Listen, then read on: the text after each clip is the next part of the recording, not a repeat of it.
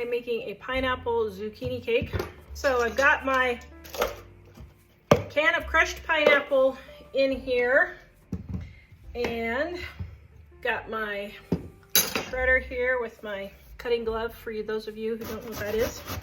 So I got my pineapple, my zucchini. By the way, your cutting glove can just go in the washer.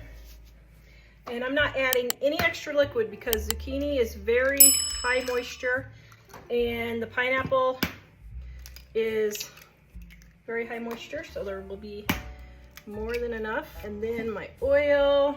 Now, everything's dirty because I'm just cranking out videos today and I'm tired, so I don't feel like just washing everything. All right, I got my pan, spritzing it.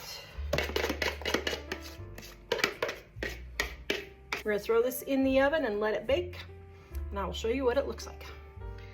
All right, my pineapple cake is done. Oh my goodness, this smells so delicious. But what I'm gonna do is go ahead and cut a piece.